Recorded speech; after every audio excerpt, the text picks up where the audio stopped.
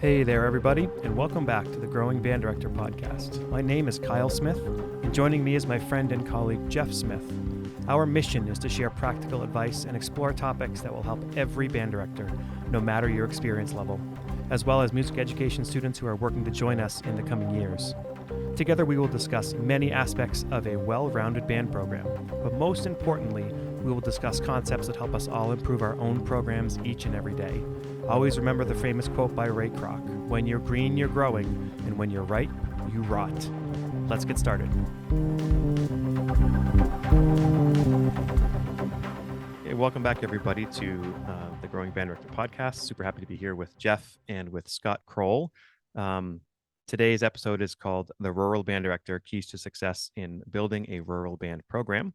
And I just wanted to thank Jim for becoming a Patreon member this past month and jumping onto our Patreon bandwagon, no pun intended. So, Jeff, first, how you doing? You're looking awfully dapper. Well, thank you. I'm doing great. It's leaf season, so I'm having a great time cleaning up leaves. Scott, we've been connecting on Facebook recently, and I've been fascinated with, you've made a comment about growing up in a large population and being part of big programs and then moving to an area where there were small programs and not feeling prepared for that, right? And that they're totally different situations. So I'm really happy we're getting to connect about this situation, because we all have faced different things, right? Good and bad. And so, you know, I teach in a small town, 15,000 people, and we've got about 650 or whatever. And you're smaller than that. And it seems like you've had a lot of success over the years. So I'm hoping we can learn from you. Can you start a little bit, just give us, maybe your brief background, music education and where we're at? Sure. I started playing in band. I played the clarinet. I took that up when we were living in Pennsylvania, in a town, York, Pennsylvania.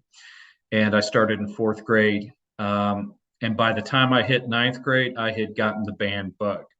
I couldn't think about anything else but music. And I didn't know teaching was going to be where I went with that, but I knew definitely I had that band bug. And we had probably in the band there, we probably had 110, 120. It was a nice size band. But we moved back down to Panama City, and suddenly I found myself in a band with 250 people in it, and learned, we had our own ecosystem there. We pretty much stayed within the program, and all our friends were in band. And so my band director was a guy named Charlie Rogers, and he had gone to Troy State University. And so I followed suit. I went to Troy State. We always joke there should be a highway from Panama City to Troy, and it's 231, by the way, it's there. So there are tons of us Panama City folks that ended up at Troy. And I was very fortunate to have three really great mentors there, Dr. John M. Long, Robert W. Smith, and Ralph Ford. And Ralph and Robert were the main band directors. Dr. Long had retired, but I learned a lot from them. And I went through the music education program with Dr. Orlovsky, and she was just fantastic. Very practical kind of gal. That's what and we she, like. yeah, she was. Everything was based on, here's what you're going to do. When we did our observations and all that stuff, she enjoyed us doing observations where we were involved, where we did lesson plans, where we were part of what was going on in the class, to dip our feet in the pond. So I interned in the town of Troy at Charles Henderson High School with Michael Thomas. And that was the first time I got a taste of what a small school was going to be like. Because even though Troy State was there and had a huge band program, Pike County, which is where Troy is a small rural county. So I learned a little bit of what it was going to be like. How big was that band that you interned at? Probably 100, 110. Probably 100, 110. It was definitely a lot smaller than the high school I went to, and then definitely the Sound of the South. It was much smaller than that. Yeah. And my interning teacher, the guy I did my internship with, he was a very practical guy too, and he wasn't asking me to go get coffee. Good. He was putting me to work, which is what I do with interns also. So where'd you get your first job? Worth County High School in Sylvester, Georgia, the big town of Sylvester. And I was hired as the chorus director and the assistant band director. So I had to bone up on my choral techniques very quickly, and we hit the ground running. The head band director was new there that year too, so we all were learning the town and learning the different ins and outs of what we were doing there. And how big was that band? That band again was 100, 110, a lot of times 90, just depending on the year. Yep. Okay, how long were you there? I was at Worth County for 10 years.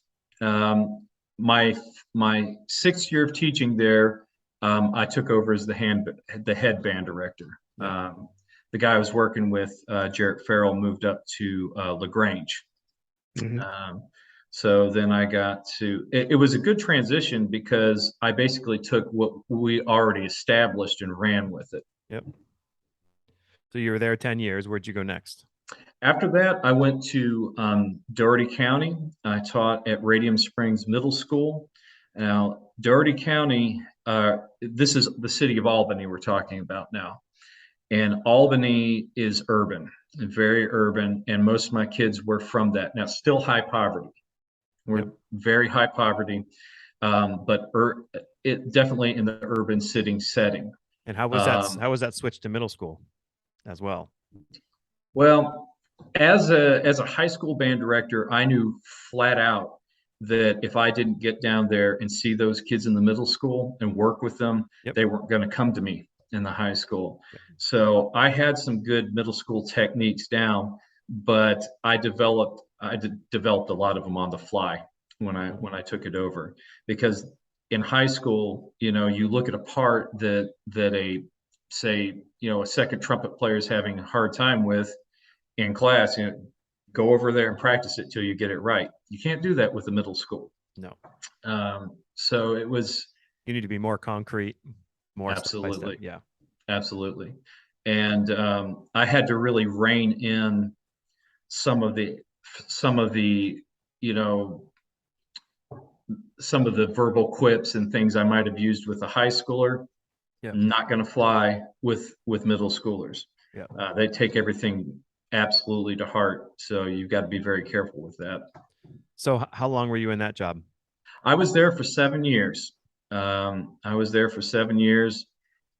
I also helped with the high schools there. If you're the middle school band director, you are the assistant director at one of the high schools. So I was, I know everybody in Albany. Everybody here knows me. Some of them interned with me. So it's a great line of communication we have here. And did you go to your current school after that? No, I was at Randolph Clay High School for 2 years in Cuthbert, Georgia. And that was getting back very rural, very, very rural. And they brought me in to bring back their band program also. And one of the quickest things to do when you're starting, a lot of administrators don't understand that you can't fix 10 years of no band in 3 months. So when they're really adamant that you get product out there for the townspeople and the football fans to see, the quickest thing to get together was the drum line. And so we put together a drum line real fast to get out and play for the games while we were working on establishing the wins in class. So it was, it's always exciting. I tell people, when you take over a program that's been dormant for a while, it's like the airplane is already in the air and you're gluing the wings on, trying to trying to get it going. Um, so we did that. I did that at Randolph Clay for 2 years, and then I was in Lee County for 2 years, which is a little more affluent over here. But they hired me. I did chorus for 2 years there, and it was a very wonderful environment over there. I was not looking to leave, as a matter of fact. Mitchell County reached out to me, and the the vision that the principal had and the superintendent have for changing the culture at the school, I found very compelling. Yep. So I'm down there, and I hit the road in June 1. I touched down in Mitchell County, and I have been running ever since. Of this year? Of this year. Yeah. Wow. I took them over, and we put an entire band on the field for the first time in 10 years. Oh, good for you. Yeah, it was amazing because we were walking into the stands. We hadn't played a note, and people were thanking me and shaking my hand on the way in. Thank you for bringing the band back, which I was not prepared for. It's like, well, now we have to be good. Great. So, and that was another one of those areas that my admin he has this great vision for what the band. Okay, first game, we're going to be out in uniforms. We're going to have the Shakos on. We're going to be on the field. And I'm looking at this list of stuff. Okay, well, we're going to make that happen one way or another. So you started June 1. Yeah. So you were talking to me about getting kids in for the summer and what you had to do in this. Yeah. Yeah. So tell us a little bit about the town you're in now, and the school and the size and all that, and what you did to get started in such a small area. Well, we were very fortunate that there was a small core group of kids there that had been kind of keeping the band alive. They had done little pet bands over the years, and there was a group of them that just wanted to have it there. But how many kids? How many kids you talking? We're talking 8. 8, yeah. We're talking 8. And so I got there, and the young man that was the band president, he had a list of kids that him and the administration had an interest meeting. And they put together a list of all these kids that were in 50 names of kids that were interested. So we started emailing them, and we put up a Facebook page, and we started seeing who was interested. And I got certified on the minibus. Huh. And I went to all points that you could imagine in this county to pick kids up to bring them in. And this was not like a typical band camp. This was not that at all. This was getting them in and teaching them their instrument. Yep. How far did you have to drive for the furthest point out? Well, there have been points where I've taken kids back home after football games, where I will be an hour and a half delivering kids to all points in the county. Round trip. Yeah, from the bus barn to dropping them off to coming back to the bus barn, we're talking an hour and a half a lot. The two furthest points between the kids that live the furthest out, we're talking a 45-minute transition between those 2 points. Well, but you're showing right away when you're new in this position that your dedication to the kids and doing what you can for them. So that's got to be helping with the buy-in, I would assume. It does, and it helps with your administrator's perception of what you're doing, because that is a concrete thing you're doing that they can see. A lot of what we do as band directors is done behind doors, and it's not a secret that a lot of administrators don't understand what we do and don't know what we do. Mm-hmm. So if you can do something that they can see right off the bat, do it. Absolutely do it. So, was there a bunch of instruments there that you're able to use as these kids are jumping in? There were instruments there, and we made do. Yeah. We made do. We could get enough of them working where we could go through essential elements and start working from the beginning and keep going. And we're still working with essential elements too, trying to bring the level of what we're going to be doing with the concert band up too. What's your Are they schedule? novice? Are Oh, they all are the majority novice players? Like they've never played a horn before in their lives? The the eight that were there were still at what I would consider to be a middle school level. Mhm. Um, and I'm sixth or seventh grade. And then the rest of the band that showed up, because I would have maybe 12 kids every day, and it may not be the same kids every day. Mhm. It just depended on the day. When school started, I had, I had 30 more kids that I'd never seen before, and most of them are beginners. yeah. So it was, again, the airplane gluing the wings on. So tell us about your schedule. We're on block scheduling, which is not my favorite thing to be on, but it's a 4x4 block. We have 4 blocks every day, 90 minutes a block. And I have 3 blocks of band classes, and I have 1 block of planning. So how do the kids schedule band throughout their 4 years? Are they able to? What we have going on right now is a lot of the kids are what I call half timers. They do half time. They do 45 minutes in one class, and then they do 45 minutes in band.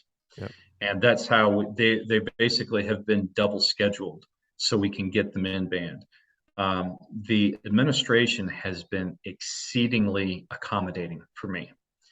Whatever we need to do to get them there, we've been doing. And sometimes, I came up with the idea. Sometimes they came up with the idea. Well, it's Uh, it's funny because sometimes people think that money is the number one thing. Now, obviously, like you need instruments, right? yeah. But I think we'd probably all agree that time is really the number one factor. If you need time with the kids, and that's number one, right? So I know there's teachers out there who are in a schedule where I was there once too, and I had to leave that job. Like after their freshman year, they cannot take band. So you find that they're taking it after school for 2 days a week for an hour, their normal concert band class, and it's like that's hard to build a program. So it's really great that your admin, clearly they went out, got you, and now you have some pull as to how to make this thing go. Well, when we were getting ready for the first game, we had all these kids doing halftime, and we have several kids that aren't in the band class at all, that just do after school rehearsals. So to get them all together, he let me for a couple weeks bring them all in on my planning period, Tuesdays and Thursdays. Mm. They made up their work in their other classes, and they came to me for those hours and a half, and that's where we learned to do drill and basics and all that good stuff. Um, So and what, he I apologize. So when do you rehearse after school and how often? We do Tuesdays and Thursdays, and we go from 3:30 to 5 o'clock. Um, and now those days I don't run the minibus because it's not available. At those points, the buses are running routes and all that stuff going on there. And then Fridays, of course, are the games. Um, Wednesday is church night, so we don't do rehearsals on Wednesday. Um, and on the Tuesdays and Thursdays, we have seventh and eighth graders from the middle school that join us too. They come onto the marching field with us also. So how many kids do you field total from the marching band? About 50, about 50. Wow, that's So great. it's a big change from 8.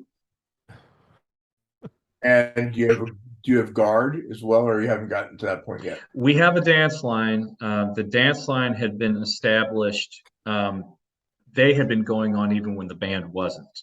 They would do halftime with canned music coming in, but they were excited to have us back too. And yes, they come onto the field with us and do some routines to our music. Our halftime show right now, we come out in an M for Mitchell County, and we play some songs.